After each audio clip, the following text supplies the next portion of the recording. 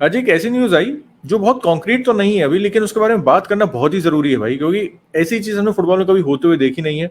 And technically this is money laundering which is being done by Saudi Arabia, by the Saudi Arabia owned clubs. तो आज हम Newcastle की बात करेंगे, Chelsea की बात करेंगे, और ये जो पूरा सर्किल चल रहा है जिससे सऊदी अरेबिया अलग अलग क्लब्स में इन्वेस्ट कर रहा है। चेल्सी में भी इन्वेस्टेड है, न्यूकासल तो उनकी ओनरशिप है ही है, तो उसके बारे में पूरी बात करेंगे। अब न्यूज़ ये ऐसी थी, ब्रीफ में आपको अपडेट दूं, फिर डेफिनेटली पूरा इन डिटेल डिस्कस करेंगे इसको। ब्रीफ में ये था कि रूबेन नेवेस, जिन्होंने अभी भाई रिकॉर्ड मूव कंप्लीट किया सऊदी अरेबिया के लिए, वूल्स से सेल में गए हैं, वो 1 साल के कॉन्ट्रैक्ट होने के बावजूद ही could complete a loan move to Newcastle right now. Newcastle से प्लेयर जाने की बात हो रही है, उनके पास एज सच कोई सेलेबल एसेट है नहीं। ब्रूनो गुमारेस बेच सकते हैं, लेकिन ब्रूनो गुमारेस बेचेंगे तो उनकी टीम कमजोर हो जाएगी, और सेंट मैक्सिमम बेचने की बातें हो रही हैं, क्योंकि उनके पास जो नेट स्पेंड करने के पैसे ना, that is around 75 to 85 FFP के अकॉर्डिंग। उसके अलावा उनके पास सोर्सेज ऑफ रेवेन्यू अभी नहीं है, अगले साल होंगे, क्योंकि अभी वो चैंपियंस लीग में आए हैं। तो चैंपियंस लीग का पैसा अगले सीजन शुरू होगा, इस सीजन में नहीं मिलेगा आपको पैसे। एंड कंसिडरिंग वो ऑलरेडी टोनाली को 70 मिलियन साइन कर चुके हैं, तो do not have a lot to spend. अगर ये मूव कंप्लीट होता है, Chelsea selling so many players to Saudi Arabia, ये जो पूरा फुटबॉल का सिस्टम है, जो पूरा एफएफपी है, कह सकते हो उसकी एक तरीके से मजाक बना के रख देगा, अगर ऐसी डील पॉसिबल होती है तो। तो आप लोगों को स्ट्रक्चर समझाने से पहले और पूरी स्कीम समझाने से पहले मैं पहले ये क्लियर कर देता हूँ कि हमारा सोर्स ट्रस्ट मी ब्रो नहीं है, क्योंकि गाली पढ़ने के लिए सबसे आगे है हमारा चैनल, और गाली देने में लोग पीछे बिल्कुल शर्माते नहीं है। तो पोर्टुगीज न्यूज आउटलेट है एक, ओजोगो करके, उन्होंने सबसे पहले ये न्यूज ब्रेक की। और मुझे पता है लोग काफी स्केप्टिकली न्यूज आउटलेट्स को देखते हैं, स्पेशली पोर्टुगीज न्यूज आउटलेट्स है, क्योंकि मुझे याद है जब रोनाल्डो का मूव हुआ था अल नसर का, तो एक ये क्लॉज के बारे में बात हुई थी। अपेरेंटली उसके कॉन्ट्रैक्ट में क्लॉज है कि उसको न्यूकासल को लोन कर दिया जाता है if Newcastle qualify for the champions league. Apparently ये क्लॉज था।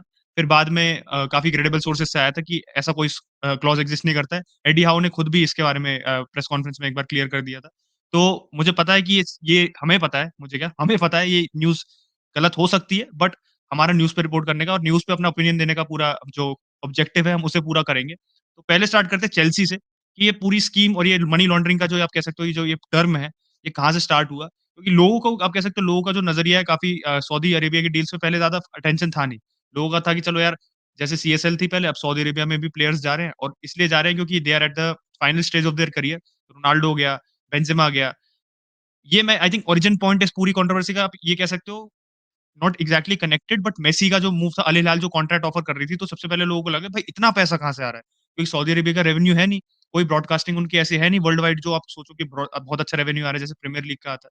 तो वो ऑब्वियस क्वेश्चंस तब स्टार्ट हुए। मेसी तो फिर सऊदी अरेबिया गया ही नहीं, मेसी ने इंटर मियामी को चूज़ किया, बट उसके बाद मतलब लगातार जो डील्स हो रही है, सऊदी अरेबियन क्लब्स जो पुल ऑफ कर पा रहे हैं, उसके बारे में अगर आप फ़ोकस डालो और उस पे फ़ोकस डालो, तो चेल्सी पे पूरा सबसे ज़्यादा अटेंशन आता है लोगों का, क्योंकि भाई चेल्सी के 1 नहीं, 2 नहीं, 3-3 प्लेयर, और उसके बाद भी और प्लेयर्स जा सकते हैं। जो अभी प्लेयर्स जो जा चुके हैं उनके बारे में बात करते हैं। Edward Mendy has gone to Al Ahli, उसके बाद Kalidou Koulibaly has gone to Al Hilal, और Hakim Ziyech has gone to Al Nassr. जो सबसे पहला मूव था आप कह सकते हो जिसने पूरी ये सागा स्टार्ट की, वो था एनगोलो कांटे टू अल इत्तिहाद। इन चारों डील्स को मिला के अराउंड जो प्राइस कोट हो रहा है, वो 100 से 110 मिलियन के आसपास का प्राइस है, which is quite substantial considering कि सारे प्लेयर्स का या तो कॉन्ट्रैक्ट खत्म होने वाला है, या सारे प्लेयर्स इंजर्ड थे, या बेसिकली कोई भी प्लेयर इसमें से परफॉर्म नहीं कर रहा था। कोई भी इसमें से परफॉर्मिंग प्लेयर नहीं था।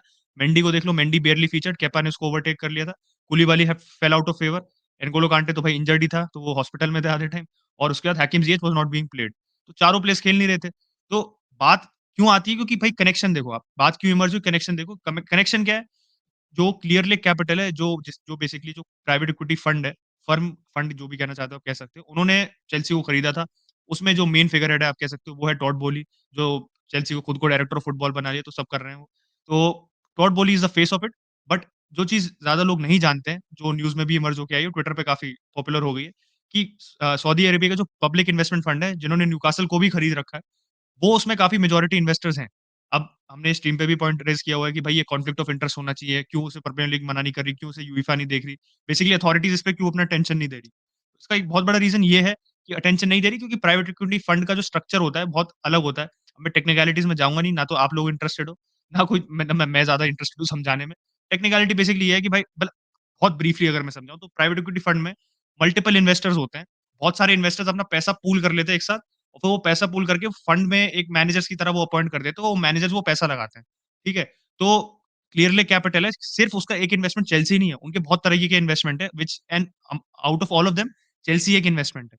तो ये एक फैक्टर हो जाता है कि भाई खाली सऊदी अरेबिया पैसा नहीं प्रोवाइड कर रही फंड को, काफ़ी जगह से वो पैसे आ रहे हैं, उसमें से टॉड बोली भी पैसा प्रोवाइड कर रहा है, और भी 3-4 तरह के और इन्वेस्टर्स हैं। तो इस तरीके से वो आ जाता है कि बेसिकली सऊदी अरेबिया इज मतलब main person behind controlling the fund या पैसे प्रोवाइड करने का, इसलिए कॉन्फ्लिक्ट ऑफ इंटरेस्ट नहीं आता। इसलिए आप मल्टी क्लब ओनरशिप में भी देखते होगे कि अगर ओनरशिप डिफरेंट है या मैनेजमेंट डिफरेंट हो जाता है ना, तो आप लूप होल्स एक बेसिकली एक्सप्लॉइट कर सकते हो, जिसका सबसे बड़ा एग्जांपल आप कह सकते हो रेड बुल ग्रुप है, क्योंकि रेड बुल ग्रुप भाई ग्रुप है पूरा। बस साल्जबर्ग भी खेलता है चैंपियंस लीग में, लाइप्जिग भी खेलता है चैंपियंस लीग में। तो उन्होंने वर्क अराउंड्स कर रखे हैं, व्हिच इज़ बेसिकली बस हमें मतलब एक तरीके से लॉ को सैटिस्फाई करने के लिए, वो एक्चुअली कुछ मीट नहीं करते हैं। बट दिक्कत अब ये आ जाती है भाई इस बात पे कि भाई चेल्सी एक तरीके से अब ये पब्लिक इन्वेस्टमेंट फंड हेल्प कर रहा है ना चेल्सी यहाँ पे। क्योंकि भाई पब्लिक इन्वेस्टमेंट फंड ने वहाँ पे 4 क्लब में इन्वेस्ट भी कर रखा है। अल अली, अल इत्तेहाद, अल हिलाल और अल नसर, चारों में इन्वेस्ट कर रखा है। और यहाँ पे वो उन्होंने एक इनडायरेक्टली चेल्सी में भी इन्वेस्ट कर रखा है। तो बेसिकली क्या कर रहे हैं कि चेल्सी में अपना इन्वेस्टमेंट की वैल्यू बढ़ाने के लिए आप कह सकते हो, जो एफएफपी की सिचुएशन अवॉइड करने के लिए, वो 30 जून से पहले उन्होंने सारे ट्रांसफर्स कंप्लीट कर लिए। क्योंकि 30 जून से पहले वो जो आप कह सकते हो कैलकुलेशन के लिए, करंट ईयर के लिए वो कैलकुलेशन खत्म हो जाता है। और बार्सिलोना के केस में भी आपने सुना होगा कि बार्सिलोना का बहुत बार आता है कि बार्सिलोना को एफएफपी से बहुत जल्दी कंप्लाई करना पड़ेगा, नहीं तो वो प्लेयर साइन नहीं कर पाएँगे। इसलिए हड़बड़ी सी बन रखी है इसकी, क्योंकि 30 जून की डेडलाइन बहुत पास आते जा रही है। It's barely a week away now. Chelsea ने इस लूपहोल को एक्सप्लॉइट कर लिया। अब चेल्सी ने तो कर लिया, बट हम ये वीडियो क्यों बना रहे हैं, वो मेनली रूबन नेवेस की वजह से। अब रूबन नेवेस का सिनेरियो तो मैंने आपको समझा दिया था, एक छोटा सा रिकैप दे देता हूँ कि he has gone to Saudi. अब सऊदी से वो न्यूकासल आ सकता है, जो भी सऊदी ओन्ड है। अब तो बट ऑब्वियसली बात है कि ये कनेक्शन जो आप देख रहे हो, डायरेक्टली न्यूकासल उसको इतने पैसे देके साइन नहीं कर सकती थी। न्यूकासल इतने पैसे उसके देती भी नहीं, वुल्स शायद न्यूकासल को उस प्राइस से बेचती भी नहीं, क्योंकि अब कंसिडरिंग राइवल क्लब है प्रीमियर लीग में। अभी दिक्कत क्या आती है, मैं थोड़ा सा प्लेयर पर्सपेक्टिव भी बात करूंगा कि Ruben Neves at 26 he was not playing at a top tier club, he has not won the big trophies and probably he has not won anything right now in his career. उसने 17-18 में Porto को captain किया था Champions League में, youngest captain है Champions League में, लेकिन उसके बाद से ही went to tier 2 of championship. तो उसने पहले भी ऐसा किया है, पैसे के चक्कर में उसने ऐसे फ्लिप मारे हैं। तो this is not very new with Ruben Neves, but at 26 when you are linked with Barcelona, linked with other big clubs, जब आपके पास एक बड़े क्लब में जाने की मौका है, जब आपके पास यूसीएल खेलने का मौका है, क्योंकि जो रूबन नेवेस अभी सऊदी गया है ना, ये 2 साल बाद भी जा सकता था, 3 साल बाद भी जा सकता था। एक प्लेयर, क्योंकि हर एक प्लेयर का एक एम्बिशन होता है।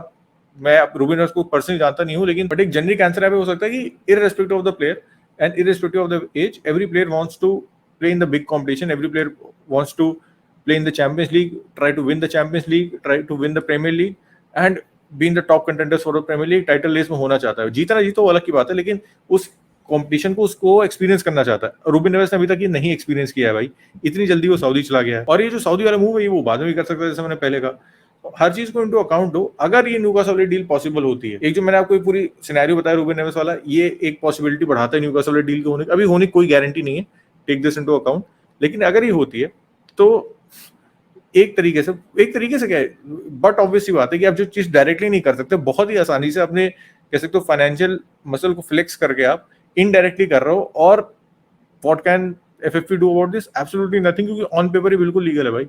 वो 47 में वहां गया, लोन पे आप ला रहे हो, बिल्कुल आप लोन पे किसी भी प्लेयर को ला सकते हो, ऐसा तो है नहीं जो तुरंत साइन हुआ वो लोन नहीं कर सकते आप। तो ऑन पेपर तो बिल्कुल लीगल है।